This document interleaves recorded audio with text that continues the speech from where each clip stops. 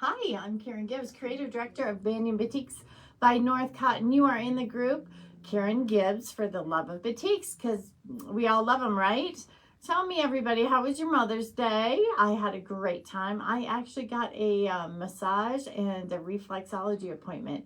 So I'm a little out of it today because that's when I went. I went this morning, so that was fantastic. Let me know what you did for Mother's Day. Are you celebrating spring? Are you in your garden? Are you looking at fabric that's bright and cheery, or the soft pastels, or what's your favorite springtime coloration? What do you like to play with in the spring? Right next to me, I have just for a little bit a Madison Star quilt, and it was created by Scott Flanagan when I was out in Nebraska teaching the Madison Star Marathon, and he pieced it out of scraps, just a whole bunch of scraps. And so I have it hanging on the wall here to cover up a blank wall for just a few minutes. Today I wanted to talk about the swirls, the Color Me Banyan swirls. It's in our new release, the April release. And what does that mean? That means that the sales reps for Banyan Boutiques are showcasing these collections to stores. So you guys get a sneak peek. It's not even in stores yet.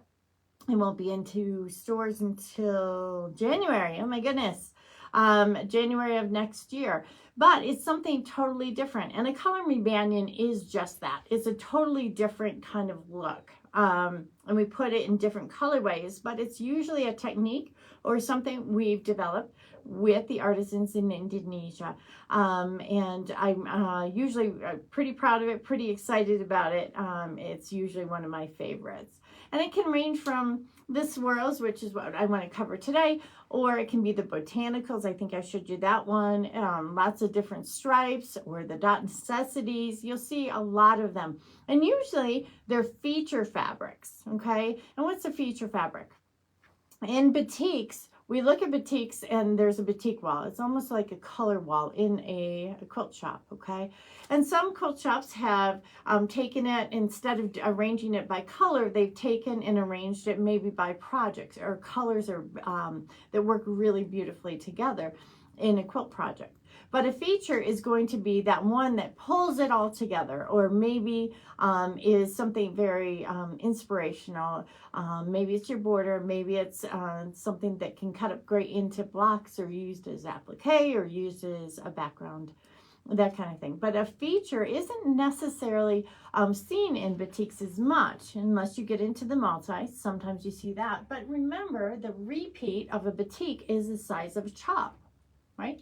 And this is the size of a chop. So it's 8.5 centimeters, or I'm sorry, 20 centimeters, or around 8.5 inches.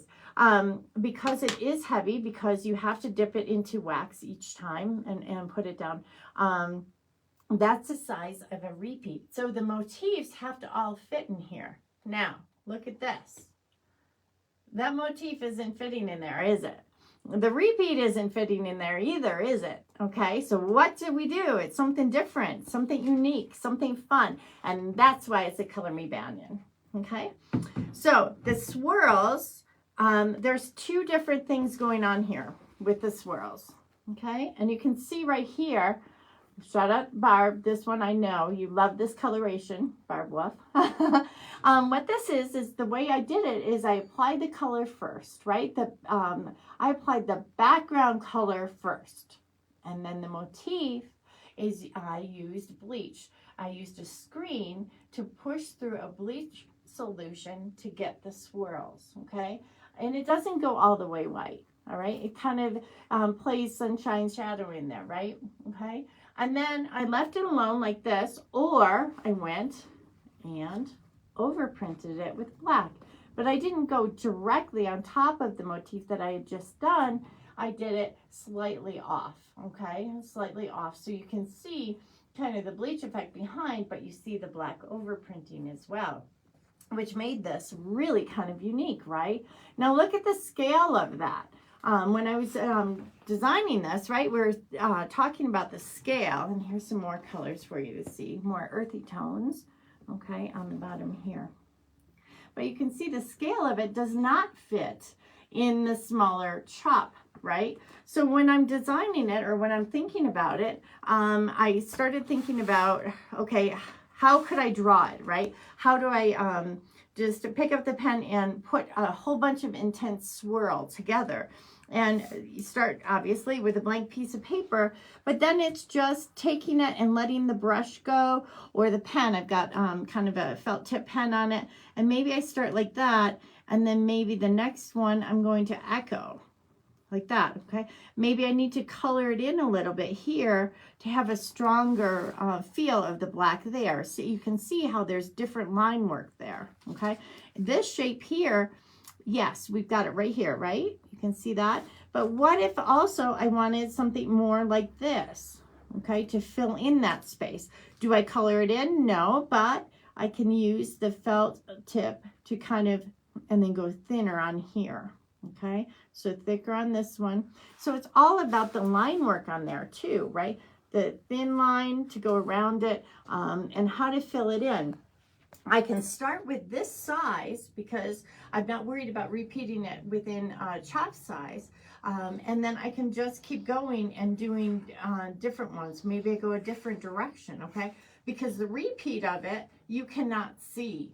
You can't see it on an 8.5 inch square. And you can see some of it behind me. It's very difficult to see the repeat, which is wonderful, okay? Because, and that makes it a feature fabric in batiks because it's different. It doesn't have that smaller repeat. Not only is the technique unique in this, using the background color first is what we apply, and then the bleach, and then an overprint, but it's also the repeat, or the scale of the repeat is unique as well. So there's quite a bit going on with this.